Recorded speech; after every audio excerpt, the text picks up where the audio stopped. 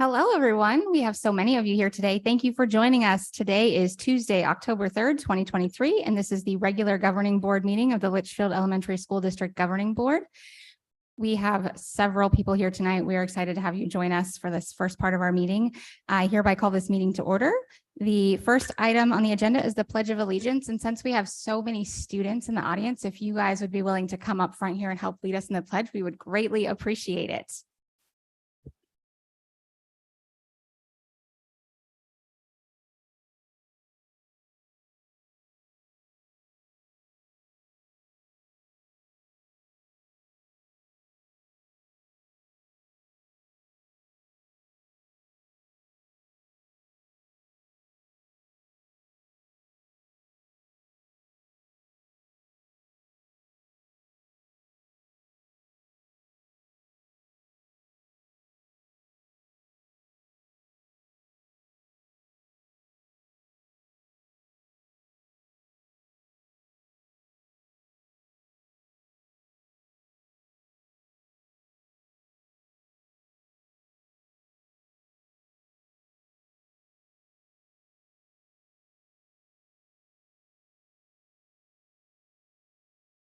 Thank you so much, students, for helping lead that for us. Next, we are going to move to a moment of silent reflection.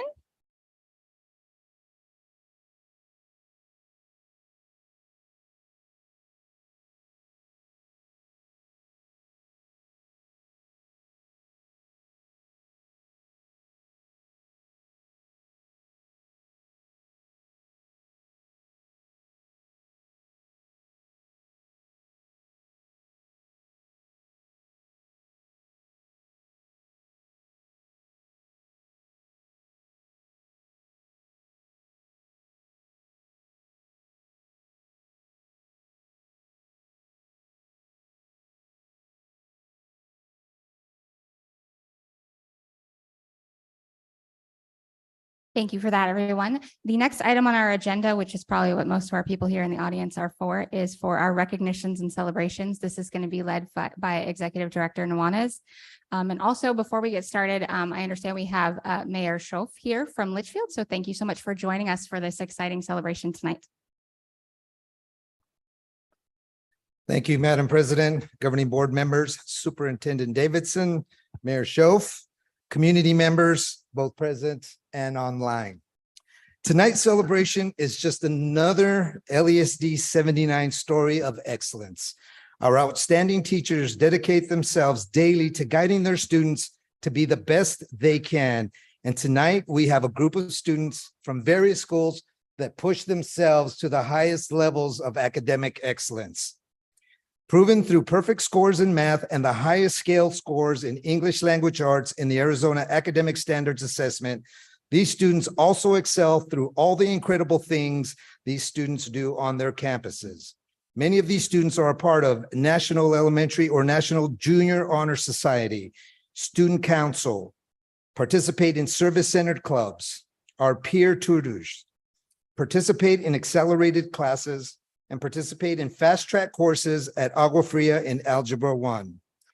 So it is an honor to each and every one of you. I mean, this really touches my heart that you guys do such a great job, from the teachers down to the students, that you excel the way you do, to honor and celebrate each one of you tonight.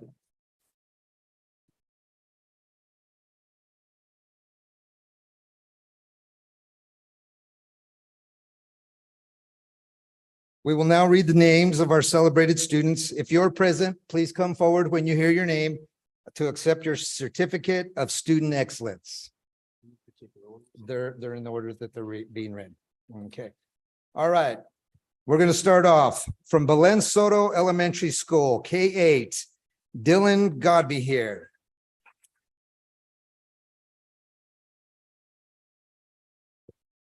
Also from Belen Soto Elementary School, Victoria Espy.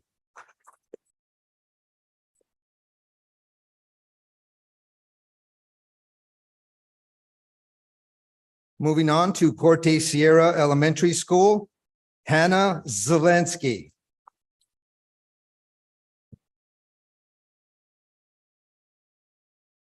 Audrey Rogers. And Christopher Loggins.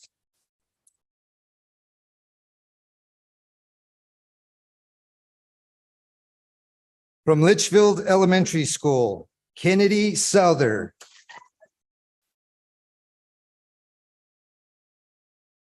And Adriana Page.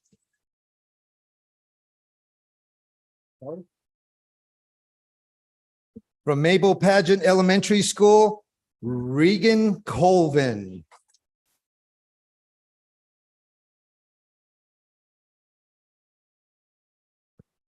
Palm Valley Elementary School, Elizabeth Nichols.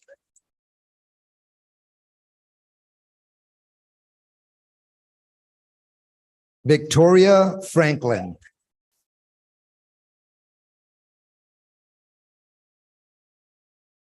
From Scott Libby Elementary School, Chloe Chang.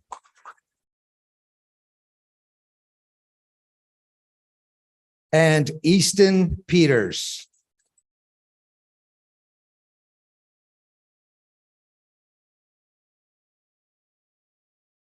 From Verado Elementary School, Eris Ellerby.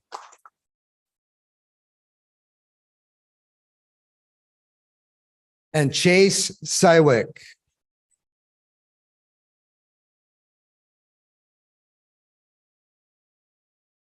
Moving on to Verado Heritage Elementary School K-8, Colton Hunter.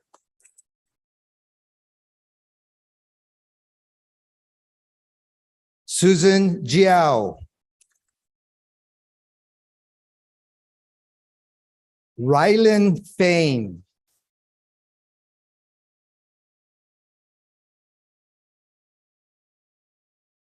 And Vivian Hansen.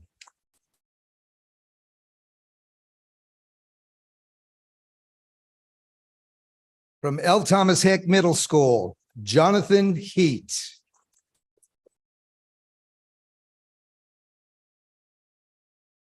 Moving on to Verado Middle School, Owen Gruntmeyer.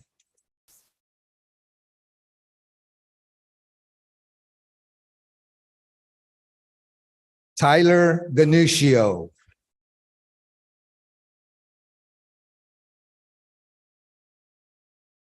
Juan Ornelas.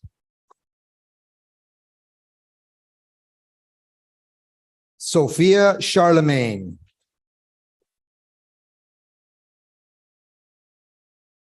Malia Casper.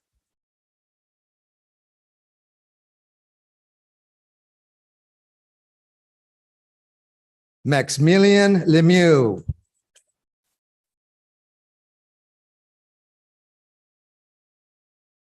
And Sophia Bauer.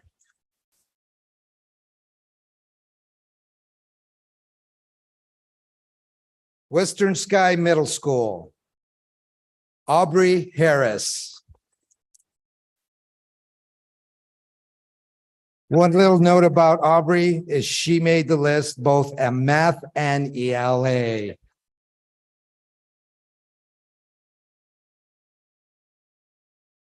Capri Hatch.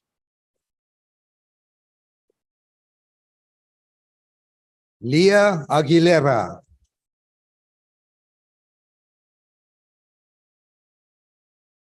Caitlin Hauschvelt.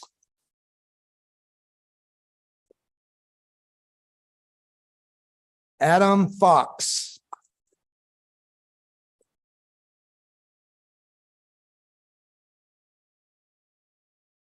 Odisho Camo.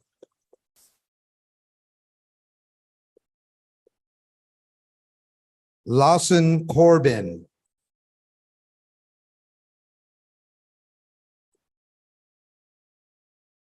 And Griffin Eckhart.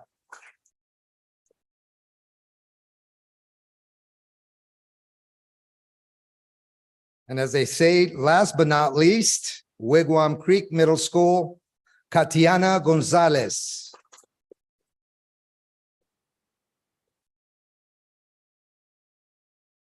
And Eli Shafino.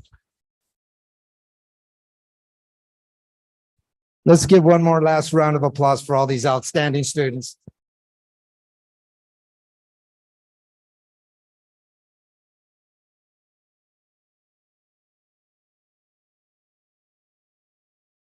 Yeah. All right, we're gonna take a quick group photo.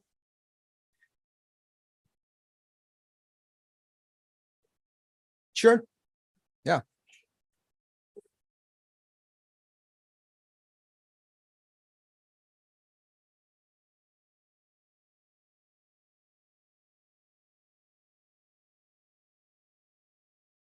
After your photo, guys, right here, hand up, 1, 2, 3.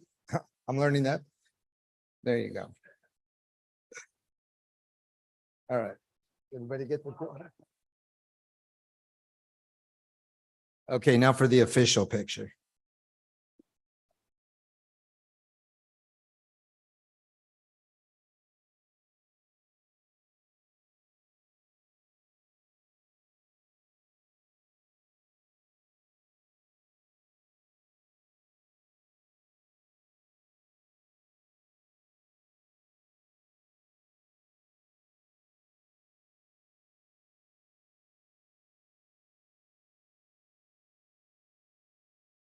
Okay, guys, we have for the celebrants, we have a cookie and water over here for you guys.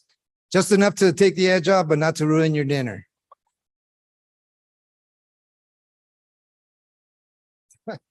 No, but I have Photoshop.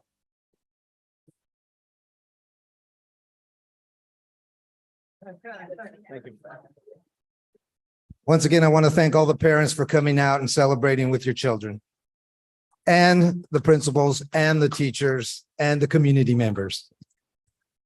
We're going to take just a 2-minute break so that the kids can grab their snacks and water on the way out. And if you feel like staying and joining us for the rest of our business, that's great. If not, you all have a great night. And thank you so much for joining us for this first part.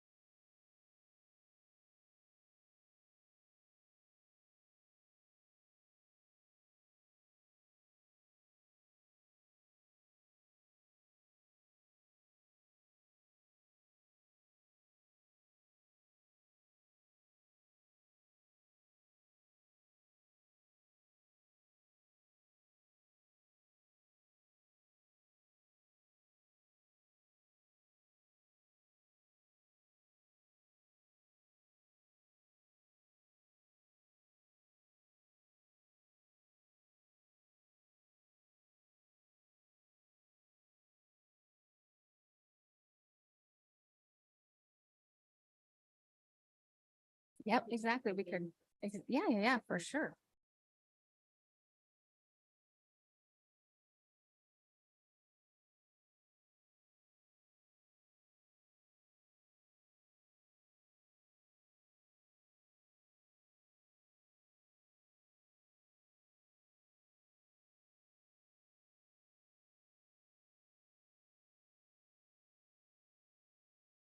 Okay, I think we are just about ready to get back into the business at hand. Is everyone ready to go? Looks good. Nice and quiet now.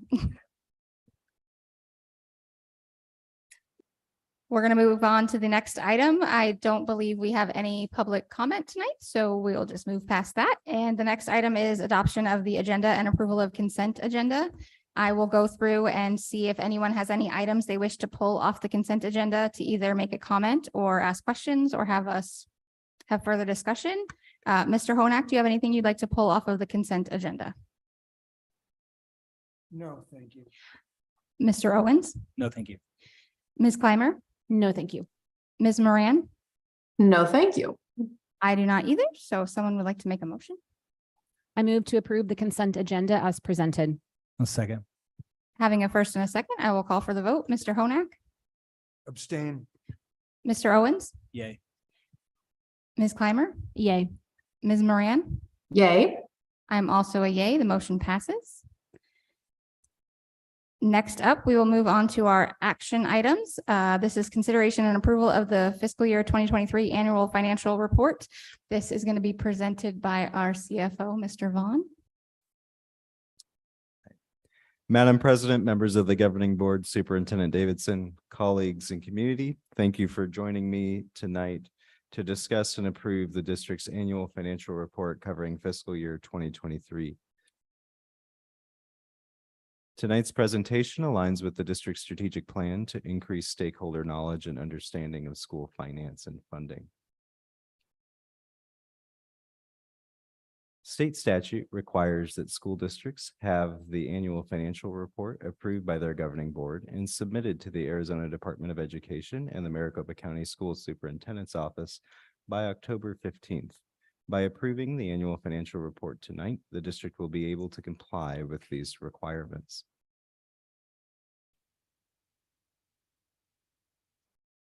The Maintenance and Operation, or M&O Fund, supports daily operating costs, people, and programs. 82% of all spending in M&O was for salaries and benefits. Another 8% was for purchase services, which is primarily contracted employees to fill otherwise vacant positions. Utilities were 4% of M&O spending. The remainder of the spending can be seen on the slide and is made up primarily of supplies and insurance costs. It's important to note that this fund includes within it the M&O override. For fiscal year 2023, the override was $10.4 million of the M&O budget, and all of the override was spent between salaries and benefits. Later tonight, I will be providing a more detailed presentation specifically on the district's override and bond program as part of an annual update to the community and board. As we review the year's financial results, it's always important to review how we performed in terms of operating a balanced budget. Specifically focused on M&O, we ended the year with $73,000 more in spending than the budget capacity generated for the year's operations. As we begin more work on the fiscal year 2025 budget, we will continue to analyze projected spending related to against the generated revenues or budget capacity to target a long-range balanced budget. Beyond the financial figures, I'd like to put some of the district's operations into perspective. At the end of last year, the district served nearly 11,000 students with 461.5 full-time equivalent certified staff, 626 classified staff, and 46 administrators. A couple of statistics on the work the team performed last year. Our food service team served 1,160,000 meals and snacks across the year. Our transportation team transported students over 630,000 miles to and from school. Over 7,100 personnel action requests were processed by the Human Resources team and payroll. Over 7,200 facility work orders were completed by our facilities team, and over 3,500 purchase orders were processed, all in support of the district's programs and students.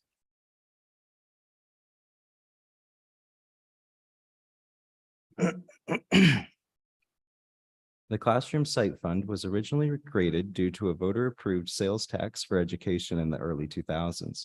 After 20 years as a voter-approved initiative, the state legislature took action to continue the Classroom Site Fund as opposed to let it expire.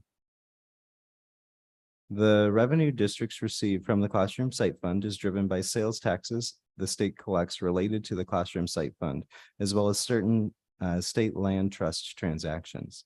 The district utilizes the Classroom Site Fund for instructional salaries and benefits, including base pay increases, performance pay for classroom teachers, and instructional aids for schools depending on site enrollment. As a result, 100% of the Classroom Site Fund spending for the fiscal year is on salaries and benefits.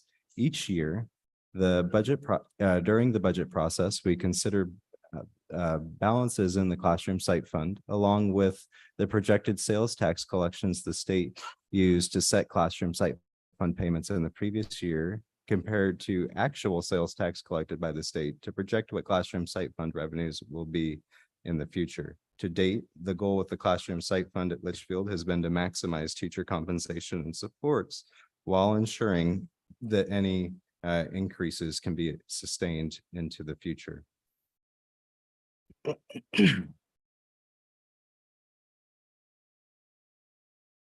Current expenditures as defined by the Auditor General's Office includes expenditures from all funds for elementary and secondary education.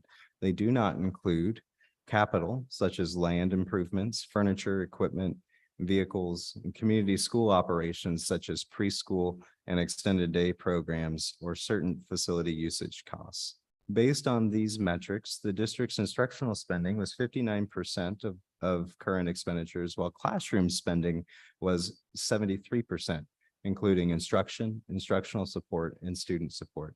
10% of spending goes to facilities maintenance, 5% to transportation, and 5% to non-instructional spending, which is primarily food service operations. 9% supports administration. The district's capital outlay fund supports purchases that are expected to last more than 1 year and can include items such as textbooks, library books, and instructional materials, computers, furniture, equipment, vehicles, and construction.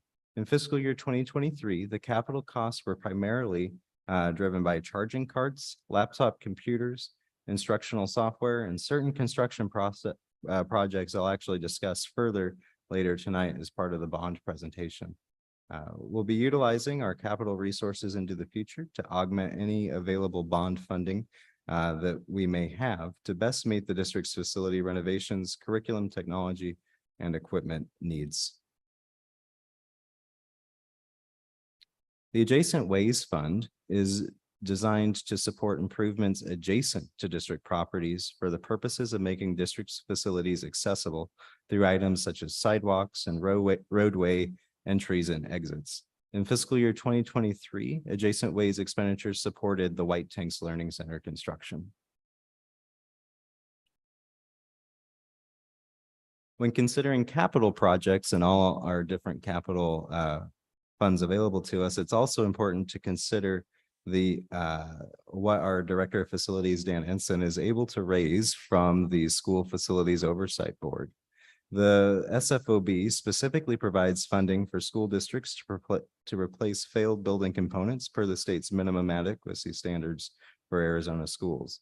In fiscal year 2023, the district spent $590,000 of School Facilities Oversight Board funding on HVAC and chiller replacements at a number of our schools. Thank you, Dan and team, for your hard work in this area. The Debt Service Fund is where the district makes payments, both principal and interest, on voter-approved bond issuances. In fiscal year 2023, the district made principal payments of $6.8 million and interest payments of $1.2 million. The bond building fund is where proceeds from the sale of voter approved bonds is spent from. So after we sell it, the money goes into this fund, which is then where we spend it from. In fiscal year 2023, the district spent about $4 million of bond proceeds, and these were from the 2014 bond initiative. And you can see on the slide where that went from. It was primarily on White Tanks Learning Center. And later tonight, again, I'll be providing more details, so I won't go too deep that here. The food service fund shows the results of our nutritional program for fiscal year 2023. Shown on the slide, you can see 40% of spending is on salaries and benefits, 43% is on supplies, which includes food, and the remaining 17% is other costs. Revenues for food service program in fiscal year 2023 were down substantially compared to fiscal year 2022, primarily driven by the temporary increased federal reimbursement that was being received under the National School Lunch Program in 2022. You may recall that free meals were available and they were reimbursing us at a much higher rate. It's important to note here that the food service program did not operate profitably in 2023, and Executive Director Stone and myself are working closely with Ron Beck, our Director of Food Service, to determine appropriate next steps as we move forward to make sure that we are operating at least in a sustainable way. The Community Education Fund is where the district accounts for activities related to preschool and extended day programs. In fiscal year 2023, the district's preschool program was supported in part by a Department of Economic Security grant, which provided about $1.3 million of revenue, which was not continuing into this year, but it is being replaced by another grant of $880,000. This is COVID-related money, though, and will be expiring after this year. So just like food service, Executive Director Stone and I will be working closely with our community ed team to make sure that we have steps moving forward to ensure we're sustainable without that extra COVID funding. Here you can see, as compared to food service, 90% of spending is on staff, which makes sense if you think about the different services those two teams are providing, right? Food service, you obviously have to buy food, and so as a much larger portion is going to supplies of that food, whereas in the community education fund, we're supervising children, and so that's primarily staff. This slide shows some of the spending in fiscal year 2023 for the district's COVID-19 funds. During the fiscal year, all grants with the exception of ESSER 3 on this slide were closed out. They were ended. We'll be exploring the spending of these grants a bit more closely in the following slides. This slide shows some additional COVID-19 funds, which we'll also explore in the following slides. I just couldn't get it to fit all on one slide. All right. The 100-day in-person grant was very small and only awarded to White Tanks Learning Center. They used that grant primarily for instructional aids, not the people, but the supplies, right? The manipulables they use in the classroom. The Educate Plus Up grant was used primarily for the Eliminate testing platform and enrichment programs such as Best Sports, instructional aids, and Solution Tree professional development. The summer enrichment program supported the robust summer programming in a handful of our schools this past summer. ESSER 2 primarily supported positions to spend the remainder of the budget. As a reminder, the district used ESSER 2 to continue certain support positions for schools where a decline in enrollment would no longer support those positions based on our staffing standards. For fiscal year 2024, these positions have either been continued in M&O if the enrollment now supports the position based on our staffing standards, or were continued into ESSER 3. For fiscal year 2023, ESSER 3 was primarily salaries and benefits as shown on the slide. Very significant to note here are the math specialists at our schools, behavior intervention technicians, and the expansion of our summer program beyond the summer enrichment grant previously discussed, tutoring and math intervention aides. The district also receives some COVID-19 funding specific to our special education population. This slide highlights some of the primary uses the district supported with those grant funds in 2023. During our budget discussion, we spend some amount of time discussing appropriate reserve levels into the future. This slide summarizes the district's financial reserves at the end of fiscal year 2023. We'll discuss the district's financial reserves in much greater detail in November and later in the year as we get deeper into the budgeting process. However, just to highlight it here, we ended the fiscal year with about 4 months of an emergency fund or operating reserve.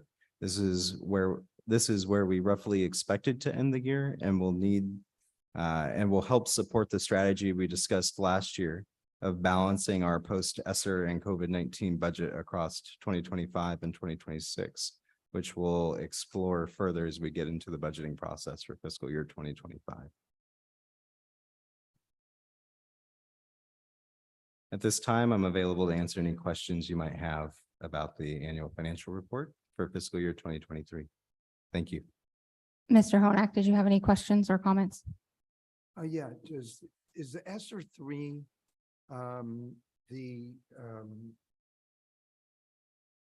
what I understood to be Tom Warren's interest in having it focus on what I'm reading here? Is that something that's directed by the Arizona Department of Education? ESSER 3 is a federal program that came out of the American Recovery Act as part of the COVID-19 recovery process. We may receive suggestions from other entities, but the actual rules around the fund is driven by federal law and regulation. So is this a reflection of what our district decided how that money should be allocated? Yes, sir. And was the directives from the ADE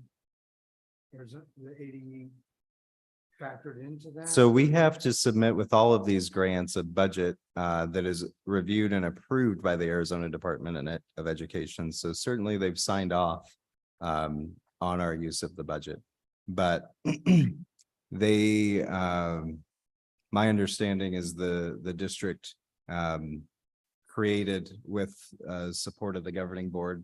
My understanding is the governing board gave direction that the ESSER funds be used specifically focused on addressing learning loss and direct student engagement and education. And as you can see on the slide, that really is where we're spending it. And so governing board gave that direction, administration worked to build that plan. It's submitted as part of the budget to ADE, where several different layers approve it, review and approve it. I hope I'm answering your question. Yeah, I think you are. So Okay. it sounds like through one means or another, it seemed to somewhat imply it wasn't used for, For sure not. And, Right. And that it was approved as submitted. Yes, by sir. the- Thank you for answering. that Yeah. Very clearly. Thank you. Mr. Owens, I have no questions. Thank you. Ms. Clymer? I have no questions about this. I mean, this is truly a review of everything that we've done to date. So thank you for being so clear and making it understandable. My one question is though, because you brought up November, what does the next 30 to 90 days look like? I know you're laughing, but in all seriousness, right? I mean, we've known this is coming for a while, but I'm looking at this and I'm seeing that there's going to be some staffing changes. There's going to be some programmatic changes. So what does that budgeting process or Sure. planning process look like over the next maybe 90 days for us? Sure. So can I modify your question a little bit and Sure. tell you what we've already done as well? Yeah. So I've been, especially over the last couple of weeks, providing context and additional information to our cabinet team. Today, we actually engaged all our principals and educational directors in an exercise looking at our staffing standards, as well as informing them, and not that they didn't know, but bringing to their attention what is being supported out of ESSER 3 for 2024 to talk about the issues we're facing and get at least some initial feedback and thoughts around what we might be able to do. So I have presented to cabinet in a very detailed format where all of our M&O spending was last year as a starting point. That work very much highlighted that where we'll need to focus is our staffing standards. And so today was a first step to engage the principal group. I know we were in discussions on how best to engage the Superintendent's Advisory Council in that work. We're trying to get as much feedback as we can and provide enough context that they can give really relevant and useful feedback, but at the same time balance overwhelming people with the data, because it can be overwhelming when you're looking at everything. So in November, to answer your question more directly, I plan to do a presentation that will outline our timeline of the budget process for this year, and start the conversation very much like I did last year around appropriate levels of reserves, because that really has to be our starting point. We are contracting with a firm for a salary study, very similar to last year, but a different firm that takes a slightly different approach to the work.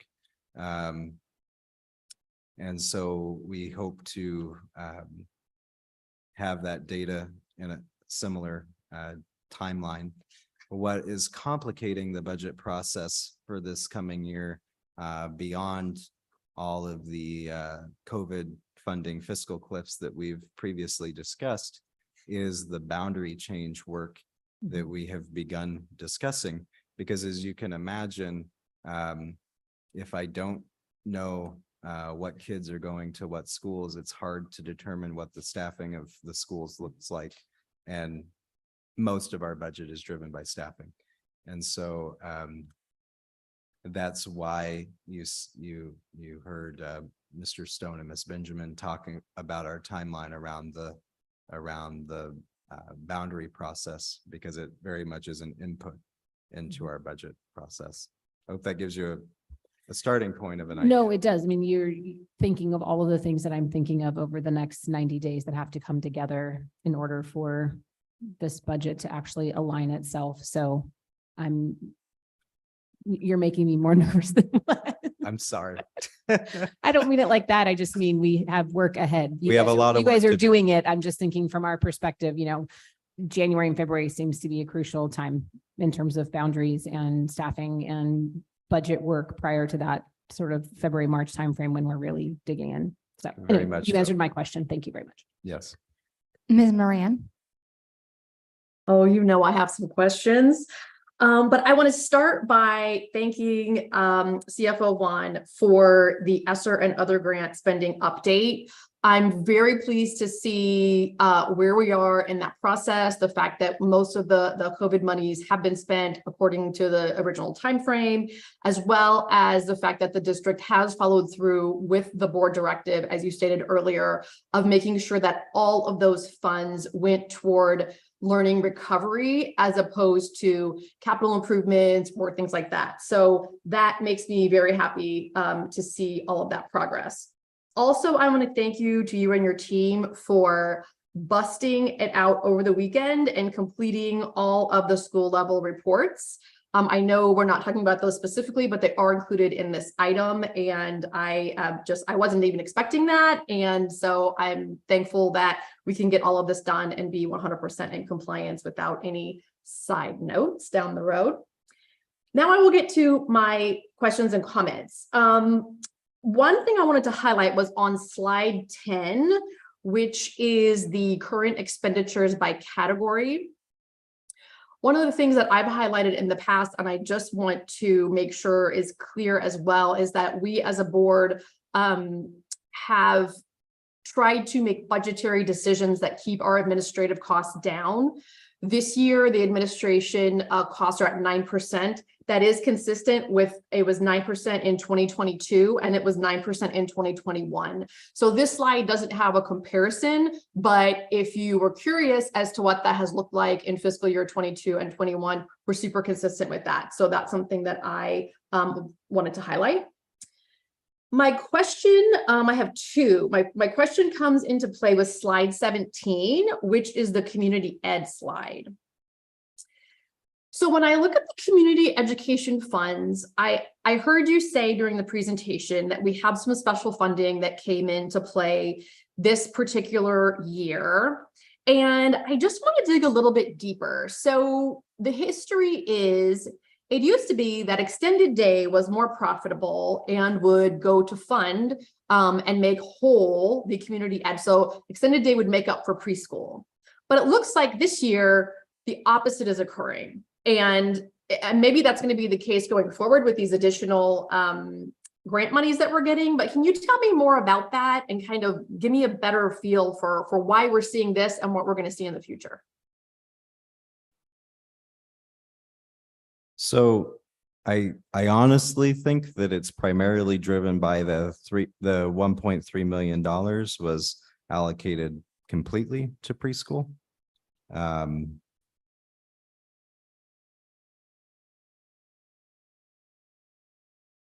But I will say there's some interesting relationships between our preschool program and our extended day program. If you're a preschool family, my understanding is that the involvement in the extended day program is included in your fees. And I do not believe that we break out the fee, if you will. So I believe all of the fees for preschool families are in that preschool bucket, whereas there are extended day services being provided to some of those families. But I think a majority of what you're seeing is caused by that $1.3 million, which was accounted for in the preschool fund, not the extended day fund. Okay, so without that 1.3, we have our beginning fund balance, but we would not be obviously where we are at the end. We would have dipped into that. And that's where you're saying you're going to have a conversation at some point about budgeting and figuring out the long-term sustainability of these things. It's just a very different picture than what we've seen in the past. And we had to do some tuition changes.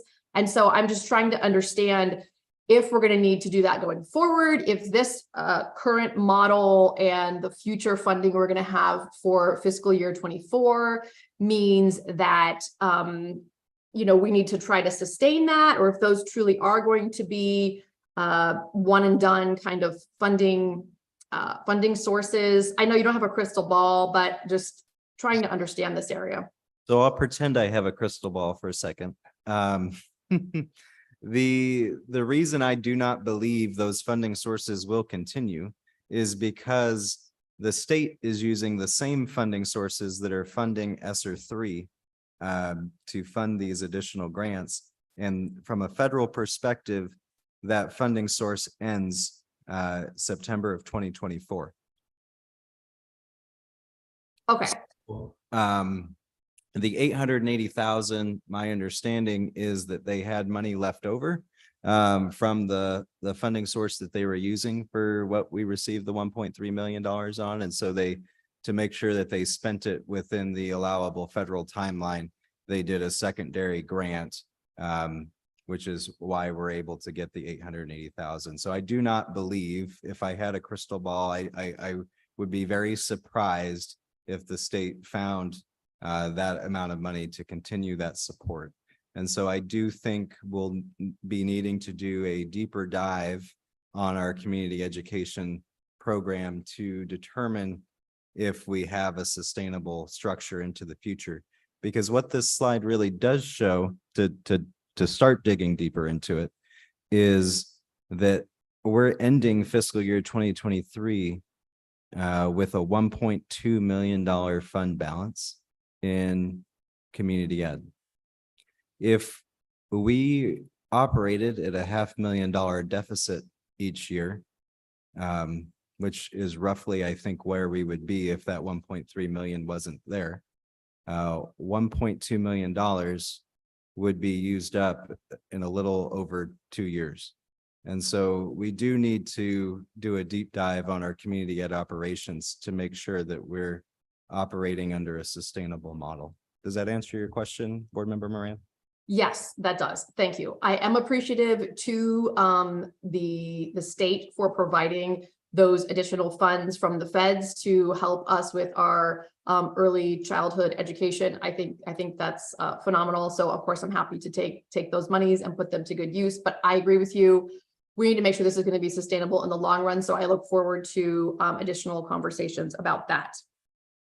I have one more thing I would like to highlight, and it is going to turn into a question. So on slide 5, which is the maintenance and operations fund, and this is the biggest fund, so I think it's a similar thought process behind each of these funds. But explain to me, if I'm just a normal taxpayer at home or even a staff member, and I see here that we budgeted 91 million, but we only spent 80 million.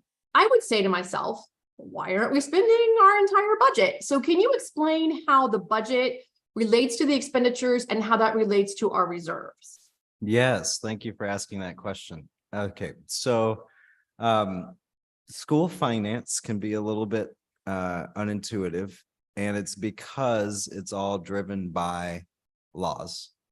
And so what school districts are effectively required to do is budget as if we're going to spend every dime that we have to our name. But similar to running your finances in your personal life, if you spent every dime you have to your name, meaning every dime you earn, but also every dime you have in your savings account, you wouldn't be in a very good spot year to year. And so that 91 million is not just revenue that we brought in that we generated to support ourselves for the year. That's also a significant part of our savings account. And in fact, if we go one more slide, I'm trying to address that point a bit here. So what you can see is we generated about $80.2 million of revenue. If I was talking in a personal finance sense, that was our salary, that was our wages, right? But we spent $73,000 more than what our salary was. So we really are spending, at least in M&O, every dime we're bringing in. Is just that we are required to budget as if we're going to spend every dime. And here's why. I'll pull back the curtains a little bit. There's a part of the Arizona Constitution called the aggregate expenditure limit that basically says that all school districts in the state in combination cannot spend more or budget to spend more than a certain dollar amount. And each year when they do that calculation, the legislature has the option to remove that limitation, or all districts have to make a percentage cut to their budget. And how that calculation is done looks at how much you budget. And so if I were to only pass a budget of our reoccurring revenues, we'd still have to cut 17, 18, 19%. Whereas if I budget the whole thing, we have to cut 17, 18, 19% of what I budgeted. So it leaves us in a better spot from that legal perspective. Does that answer your question, Board Member Moran? Yes, it does. Thank you very much for indulging me and nerding out with me for just a little bit there. So I appreciate that. No more questions. I don't have any questions either. I defer to Kim, but Ms. Clymer has another question or comment. I'm sorry, this goes back to Ms. Moran's comments earlier on slide 17 for the community education funds. You listed 1.3 million that was given to Extend a Day, and then you also listed 880,000, neither of which are on this slide. So explain to me what that number represents. Something I'm just not seeing it here. So can you explain to me? Yeah, what those numbers so are? the 880,000, I'm confusing you. That's a FY 2024 number. Okay, The 1.3 million is built into the total revenue under preschool. It's part of the 3 million. And so the conversation we were having is if that 1.3 million goes away, that $3 million number would be much, much smaller. And then Yeah. the operations of the community ed program would not be profitable. okay, but just so that I understand, the 1.3 million that you were referring to with the state and the ESSER fund, the whole thing, you're not showing that on here. It's just part of the $3 million. I'm not showing it separately, but it's part It's of just the, included in that larger number. Yes, at the ma'am. bottom. Okay, I understand that. Thank you. I just wanted to make sure there wasn't 1.3 more somewhere else, and then I was really losing No, my ma'am. mind. Okay, No. got it. Thank you. Mr. Owens, Mr. Honak, any more questions? Okay.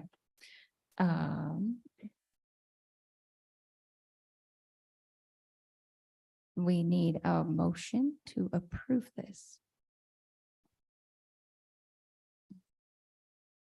I move to approve the fiscal year 23 annual financial report as presented. I will second. Having a first and a second, I will call for the vote. Mr. Honak, Yay. Mr. Owens, Yay. Ms. Clymer, Yay. Ms. Moran. Yay. I'm also a yay. The motion passes.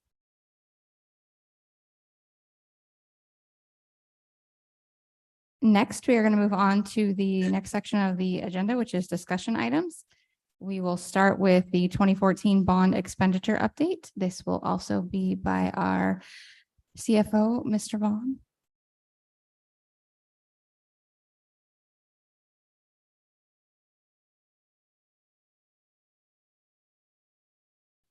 sorry, just give me one moment. No worries.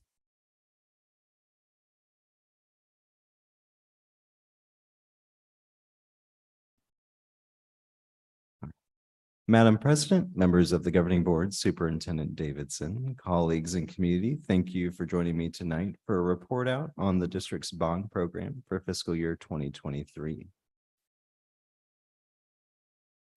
Tonight's presentation aligns with the district's strategic plan to increase stakeholder knowledge and understanding of school finance. Arizona revised statute requires each school district that has a bond program to hold a public meeting between September 1st and October 31st to provide an update of the programs supported through the bond. Tonight's presentation is designed to meet that statutory requirement. The district received voter authorization to sell bonds in 2014 for $35 million. The district finished selling these bonds in 2021. Through June 30th, 2023, the district has spent $32.4 million of the $35 million bonds issued. That's very small on the slide. I apologize. The bond is broken up into multiple categories, including remodel of existing schools, new school construction, and remodel of administrative facilities. On the slide, you can see the spending of the bond in these categories through the end of last fiscal year. Of particular note is the White Tanks Learning Center, where $3.7 million of bond funds supported that construction last year. The new White Tanks Learning Center successfully opened to students at the beginning of the 2024 school year. This slide shows the remaining bond categories, including operational and administrative construction and pupil transportation. You can see here, the picture on the slide on the left is actually the picture I presented last year during this presentation, which was a progress photo of White Tanks Learning Center. And on the right is a completed photo of the White Tanks Learning Center. And so I know those students are very much enjoying their new facility that that we are able to provide through the 2020 or the 2014 bond program. The district also made some security renovations, including additional fencing at Verado Elementary and Middle School, as well as increasing the two-way radio program for our campuses. The next couple of slides will highlight some historical construction projects which were supported from non-bond funds.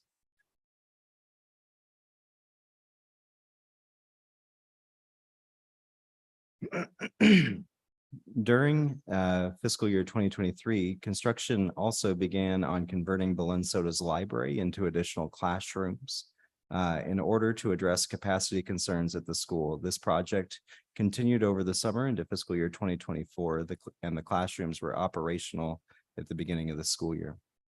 You can see what was spent at least through June 30th on the project. Similarly, we added an additional partition into an instructional space at Verado Elementary School to help address capacity concerns. This project also continued over the summer in 2024 and was operational for the beginning of the school year. The district also had a small door replacement project at Scott Libby Elementary School, which was supported by the unrestricted capital outlay fund we talked about earlier. Beyond bond funds, the district also supported the White Tanks Learning Center construction with unrestricted capital outlay and adjacent ways funding. We also had a flooring and carpet replacements in specific areas of Dreaming Summit and L. Thomas Heck. Palm Valley's roof also underwent a repair in fiscal year 2023 to address a leak. Looking forward, the district will be constructing modular classrooms at both Verado Elementary School and Belen Soto to help further address capacity concerns. It's important to note as well that the district has a $100 million bond program on the ballot November 7th, which will ask the community to consider funding a new school to address capacity concerns within the district. $40 million for renovations at existing schools, $7 million for strategic safety upgrades at our campuses, $4 million for technology and classroom equipment, and $1 million for student transportation, vehicles, and investments. If the 2023 bond passes, the remaining 2014 bond funds may allow the district to expedite identified safety renovations, supplement existing facility renovation budgets due to there being more than $40 million of needed renovations that were identified in the facility assessment the district had conducted, and supplement the investment in transportation.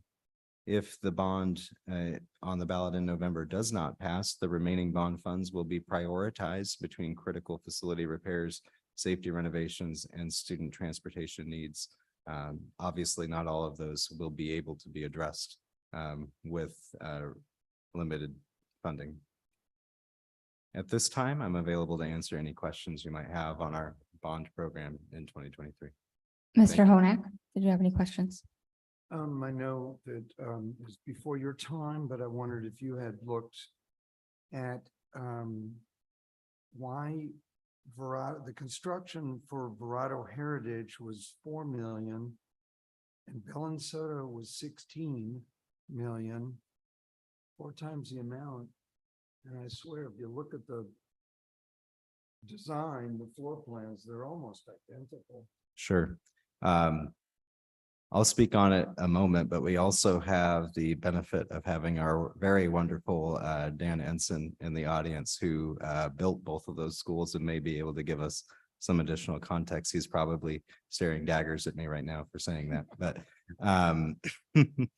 What I will say, Dan has taught me and shown me, and we see even when the White Tanks project, even at its smaller scale, is the inflation around construction costs has been astronomical over the years. And so you'll notice that even the amount that we have in the bond question on the ballot in November, 48 million for a new school, that's not because we're wanting to build some fancy school that's drastically different than what we have. That's because that's Dan's best estimate on what building one of our existing schools would cost today with what the construction market looks like. Dan, do you mind adding just a little bit more? I would like to add something as well, which is that the bond from 2015 is not the full story. There was a bond from 2009 that's listed on slide 9 that accounts for $8 million of the cost of Verrado Heritage. So the costs were actually were pretty comparable between the two. And Miss Moran basically just said what I was going to say was Verrado Heritage was constructed using 2 different bond programs. One that we're closing out at the end of that bond program, and then we passed a bond during design in order to finish out the school. So what did Heritage end up, the comparable cost, was it like 9 million or something as a guess? I don't have that number right in front of me. Yeah. So I'd hate to even estimate. And then 12 to 13, 12, 30, yeah, that makes more sense. but I don't want to. For commit to that inflation, number. Look at inflation, it looks like it's. Right. Yeah, and it looks to me like they're both done very, cleverly and getting a lot of collect for the buck, from my standpoint, it looks like they were well done. I was just kind of curious why, but that explains it. Thank you. Thank you. You did a good job if you were involved in this, so I can tell you that, because I looked at them both very carefully. Mr. Owens? I have no questions. I do remember when we toured Bell and Soto last year, talking about going forward with this bond and how it was going to cost so much more, like 3 times more to build it, which is insane. And it just shows why we even have to do this, right? So. Ms. Clymer? No questions, but thank you for putting this together. I think it's sometimes difficult to remember back because there's been so much changeover. So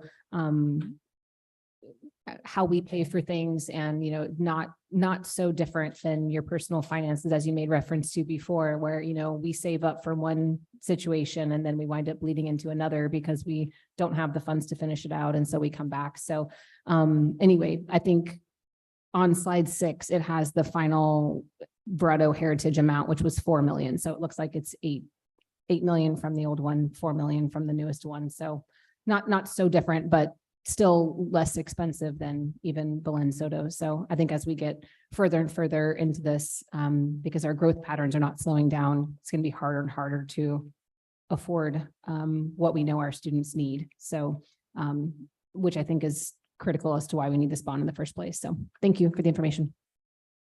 Ms. Moran? No questions.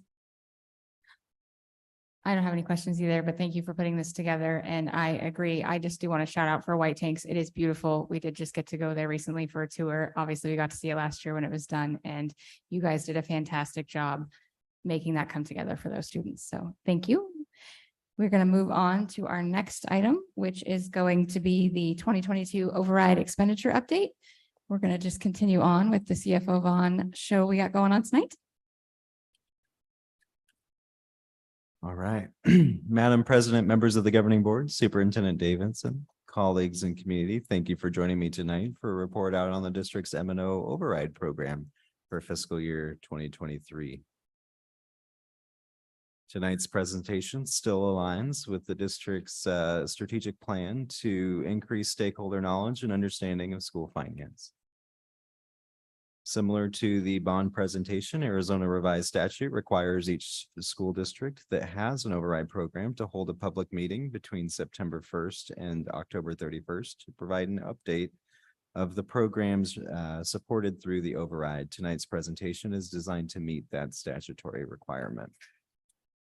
This slide shows the usage of the override in fiscal year 2023 and projected usage in fiscal year 2024.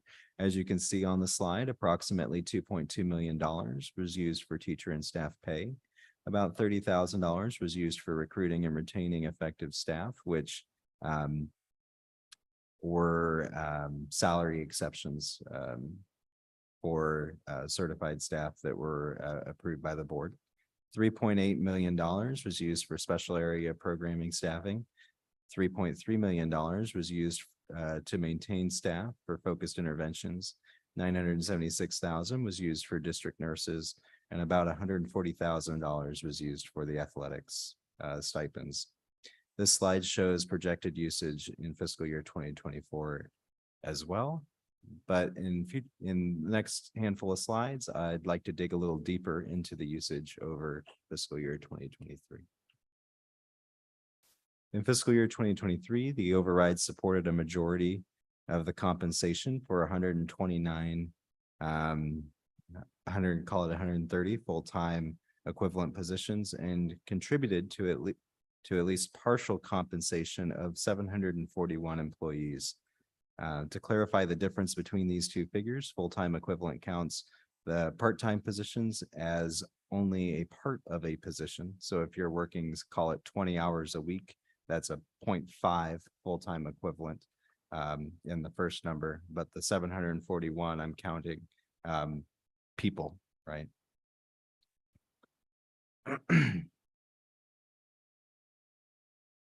The full-time equivalent positions paid for from the override include 65.2 FTE of special area programming programs focused on PE, music, art, media, technology, and other special programs, specials. 49.5 FTE for focused intervention programs, including 17.5 FTE for instructional coaches, 11 FTE for student advisors, 10.5 for behavior supports, and 10.5 for reading specialists. The M&O override also supports 15 FTE for nurses, 1 at each of our schools. The M&O override also provides substantial compensation to certain employee groups. The amounts on the slide are additional compensation these employees receive directly from the override and that are called out on their paychecks as being from the override. So if they look at their pay stubs, they can actually separately see this amount being paid to them. Our teachers receive $2,915 per year. Related service providers, including occupational therapists, physical therapists, psychologists, speech pathologists, etc., receive between $3,930 and $4,710 per year. Instructional coaches receive $2,971 per year. Student advisors receive $3,311 per year. Behavior coaches receive $2,971 per year. And reading specialists receive $2,915 per year. The different amounts, at least for those that are on teacher contracts, are related to how many days, calendar days they work. The amount, these amounts really do assist Litchfield in being competitive with surrounding districts when it comes to compensation. The remainder of the override was spent on athletic stipends and those salary exceptions I mentioned earlier. At this time, I'm available to answer any questions on our override. Mr. Honak, No questions. Thank you. Thank you. Mr. Owens, No questions. Thank you. Ms. Clymer. No questions, but one comment. If you could pull up slide 6, the operational overview. I think this is the most important slide you have in your entire presentation, which is, a chance for us to say thank you to our community for continuing to support higher teacher salaries and 741 people in this district that would not be fairly compensated, or at least competitively compensated, if we didn't have this fund. So all of the numbers are great and understand how it all breaks down, but I think this is where the rubber meets the road, is that we wouldn't be competitive for these salaries in any way, shape, or form if we didn't have this fund. So thank you to our community for continuing to support that. Ms. Moran. Yeah, I'll just piggyback on what Board Member Clymer said, which is that when our community supported the increase from a 10% override to a 15% override, we as a board made the commitment that that additional 5% would go toward, specifically toward teacher salaries. And that's the reason that on paychecks, it specifically outlines that line item, because we want to remind people that we should be grateful to the local voters who supported that, and also to remind us as a district and as a board that that was our commitment. And in this district, we do what we say we're going to do. So I'm proud that we have continued to maintain that commitment, and I see no reason we would change that in the future. And again, I am appreciative of the local voters for giving us that opportunity and holding us accountable to that. I have no questions. Thank you again for this presentation. I agree that it's very important information for our community to see where their dollars are going. And so I'm glad that we're able to give this to them every year so they can see that we are putting our money where our mouth is when it comes to, we make a commitment, like Ms. Moran said, and we're going to stick to it, and that we are making sure that we are being competitive so that teachers want to come work for us and we can have the best here to provide the best for our students. So thank you very much. Thank you. We are going to move on to our next section in the agenda, which is reports. We're going to start with Dr. Davidson. Thank you, Madam President, board members, team members, and those online. Just a few items to share. And first and foremost, thank you for allowing us to celebrate students this evening, and in particular, students who have made just exceptional progress and have had awesome success in the classroom in regards to our standardized measures of achievement. So really an exciting time, but it was in awe of the commitment to the children, the support from their families and guests, their staff, our staff, I should say, their teachers and principals for being here tonight. That was just fantastic. Good way to start the celebration of student success. And I just wanted to let our board and community know that we will continue to do these, and it'll be around a variety of ways in which our students are successful. So we're excited about the future celebrations. Secondly, I have had a chance over the last month or so to work alongside our governing board and our staff to visit schools. One of our mottos this year is to honor the past and embrace the future. We had a chance to go to Western Sky for the apple pie tour, and just a little bit of history in case our team didn't know. Dr. Tom Heck, former superintendent, started this experience after September 11th in 2001. So when we talk about honoring the past, 22 years of visiting schools, interacting with our staff, having just a good Q&A and celebrating them, their efforts, but over pie. It was a fantastic opportunity. And to embrace the future, we just threw a little mix in there. We had some peach pie this time around, so just not an apple pie tour. There is peach pie, but little data, everybody prefers apple still. So we'll see what comes up at the next one. Also wanted to just thank our governing board members and those that have been able to participate in the governing board showcases. It's always fun to partner with you and see how our students are succeeding, but also the work that our staff is doing. So I appreciate you being a part of that with me. We have some good work happening. We've heard about it. We talked about it last time around boundaries. Our Litchfield learner experience is going on right now. And we're just always looking for our community feedback and our parents to weigh in on what happens for their children's future. So thank you to our families out there. And last but not least, as we speak right now, parent-teacher conferences are taking place. So I want to just again say thank you to our staff, but also to our families who are spending some time meeting with their teachers and learning about how their children are doing. Very important right now in October. And last but not least, we start fall break next Monday. So just wishing our families and our staff well, those that have that time off for the full week. And certainly I'll be in the office next week if anybody needs me. So thank you, everybody. Thank you, Dr. Davidson. We are going to move on to governing board reports. We're going to start with Mr. Honak. Turn on my mic. I was really excited to come tonight because of the students that we saw here. There were happy kids. They were atypical of other students that I've seen on tours. You look at kids in the eyes. I did a graduation. I looked at every kid's eyes. You can kind of see window to the soul. These kids didn't need social education or anything like that. And I would say congratulations to their parents who obviously participated in their achievement and making sure that they were they became achievers. And it's also kind of obvious because they only represent about 0.5% of LESD students by my fuzzy math. On the other hand, only 1/3 of LESD graduates are even proficient at math. And that's not surprising. The governing board, some of the members, they voted against having teachers even try to approve academics in the teacher contract. Simple little statement that I proposed. And if someone tries to talk about this at LESD, they are either ignored or, in my case, they are punished using devious and actually literally criminal behavior.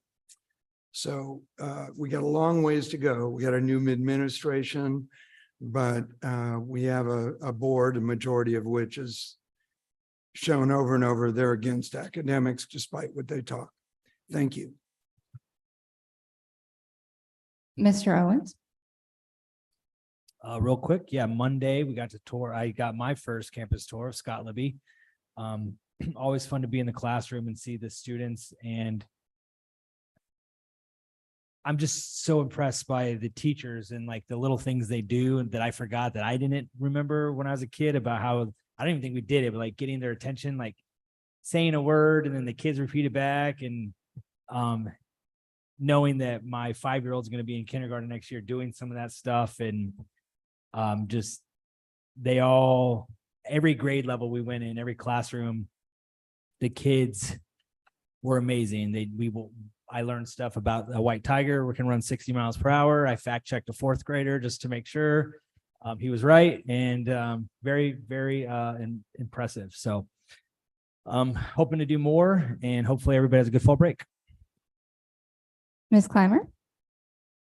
Yeah, I'll try and keep this short. I'll echo what Board Member Owen said. The tours are one of the best parts of this job, getting to be in the classroom and seeing. And I will say, in the 2 tours that I was able to take this month, both White Tanks and Scott Libby, I had a very different experience than Board Member Honak. I don't see kids that are sad or don't have any direction. I see happy kids that feel safe and loved, and you hear them say it every single time you're on campus. So my experience has been different there, but I did want to highlight Principal Martinez from White Tanks and Principal Fox from Scott Libby, and your staff, your kiddos. Thank you for preparing an amazing agenda for us. We had panels with parents that we were able to speak to. We had staff panels. We had connection points at all levels with people that were a part of the school at some point in time. And it's really amazing to be able to see that, because sitting up here, we don't always get that connection.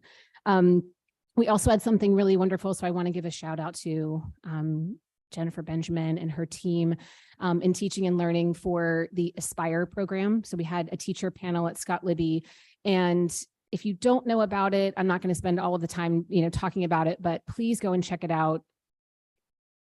Litchfield is doing amazing things to cultivate our own teachers right here in our community. Parents that want to be at a school where their kids are, former educators that want to come back into the classroom. There's so many people out there that want to be a part of this district, and this program gives them that really unique opportunity. It's a wonderful collaboration of resources. It takes a lot of time and a lot of effort. So that's why I wanted to highlight curriculum and teaching and learning. It seems like there's a lot of balls in the air, but they seem to be handling it really well. And only positive things have come from that, at least that we've heard so far. So thank you for doing that. And just to all of the people on the campus, I know having 10 people walk in a crowd around your campus, in and out of every classroom, you have to prepare your students for what's going to happen, your staff and all of that. So thank you for taking, a couple of hours out of your day to do that. It means the world to us, and it gives us an opportunity to actually see what's really happening in our schools, and it's good stuff. So thank you very much. Ms. Moran. Yes, I am going to reiterate a couple of the things that Board Member Owens and Board Member Clymer already stated as far as the activities that we did in the last month. I was able to attend the White Tanks Learning Center School Showcase, where we had an amazing visit to the new campus, which is absolutely beautiful. We visited classrooms and spoke with parents, classified and certified staff. So I'd like to thank Principal Martinez for setting all that up and for the valuable candid feedback that we received from each of those parties. That's something we haven't done on a consistent basis before, but I would love to see that on as many of the tours as possible if that is feasible. I also attended the Estrella Rotary meeting with Dr. Davidson, where we had the privilege to network with community leaders, provide an update on the happenings in LESD 79, and answer questions. Grateful for the invite. Thank you, Estrella Rotary. We will be back, or I will be back for sure. I also was able to attend the Scott Libby School Showcase, which was an inspiring visit to the Roadrunner campus. We got to observe teachers and students in action using curriculum.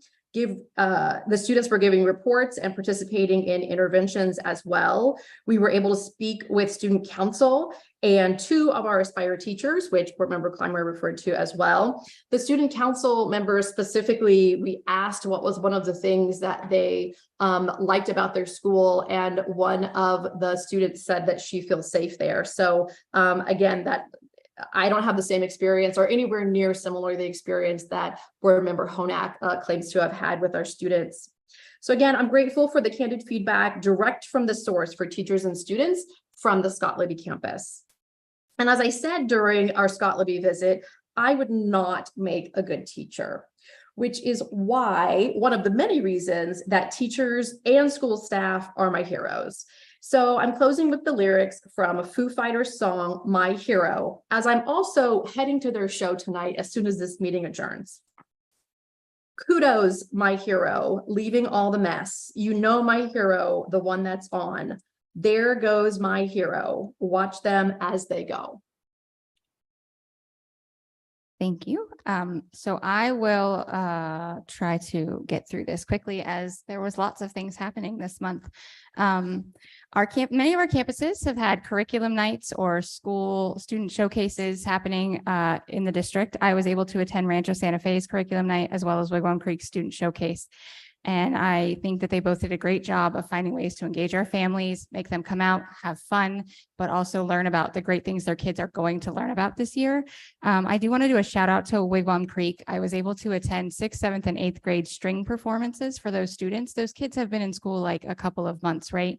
6th graders, there's probably many students in there that have never picked up a violin or cello or any of those instruments in their life before, but somehow the teacher is able to get these kids to learn how to hold an instrument, read music, and play something that sounds like a song. So I was incredibly impressed with the work that they were able to do. And I just want to showcase that, because that is some of the funding from our override goes to pay for our specials that our kids take.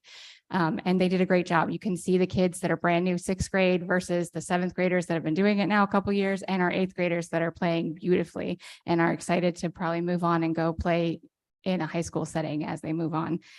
I was also able to, as with every meeting, I talk about volunteering and how important it is to sign up and volunteer in our schools, but schools cannot do it alone. Volunteering is important. I was able to come in and volunteer at a school for picture day for the day. So there are many ways to get involved in our schools that isn't necessarily sitting down and helping with a small group in a classroom. If you have some kind of talent or thing that you're good at doing, please find a way to do that and help our schools, because we need all hands on deck to help make this be a great place for our kids to be. I also attended 2 school showcases. White Tanks, Mr. Martinez blew it out of the water. He had an amazing agenda for us. He set the bar very high going forward as the first one that we went to. I appreciate that he set up the different panels to talk to us, and he also gave them the opportunity to speak freely by stepping out of the room, which was a very cool thing for us to have, that candid feedback and them to not feel pressure, which I don't think he would do anyways. I think he's pretty incredible in that regard. One of the things that was apparent through all of the panels is how much they love him and how everybody loves that campus and feels like that staff is an incredible family for the kids. The staff all feels like it's a family. The parents all love everyone there. So kudos to that staff for all that they're doing to make sure that those kids have a safe place to be while they are working through things and eventually being able to move on back to their home schools. We were able to attend Scott Libby Elementary School this week as well. They did another fantastic job. My favorite was hearing from our student council kiddos. I love to hear from our kids of how they're doing. And Scott Libby is a special place to me. My kids went there for 7 years, so it's nice to see things that are the same and things that are changing. Principal Fox is doing a great job out there, and it seems that our kids are learning. I was impressed listening to how well our little first graders were reading when we went into the room. I was blown away by how they were all reading stuff that I thought sounded like it'd be kind of hard for them at this part in the year. So kudos to those teachers for the job that they're doing out there. I was also able to attend. The board was invited to go to the Desert Edge versus Millennium football game last week. Unfortunately, I was the only one able to attend, but it was a fun event. Dr. Davidson was out there. Also, Jennifer Benjamin was there and a few other people from our district office. This is a great opportunity to have our districts come together because our kids go to their schools, and it's a great chance for our students to see what things they can do when they get older. It's fun for our kids to see our kids that we knew coming through our district and now the things that they are doing as they've moved on to high school. So I hope that we get more opportunities to do that in the future. Also, a couple other things. This month is National Principal Month, and we spend a lot of time talking about our teachers, and I believe we have the best teachers on the planet in our district. It's why I send my kids to this district, because I know that they're going to get poured into by the best. But our teachers can only be the best if they are supported by the best at their campuses, which is our principals. So I would like to thank our principals this month for everything that they do, for being the head of their campuses, by providing a place for their staff to work and feel safe and welcome in their campus, so that then they can go into their classrooms and provide that environment for their students. So thank you to all of our principals for everything they do. Yesterday was National Custodian Day, so thank you for all our custodians that keep our schools clean. We know that that is no easy job, and nobody would want to be there if our schools weren't kept clean. So thank you for everything that you do every day to keep our campuses looking beautiful.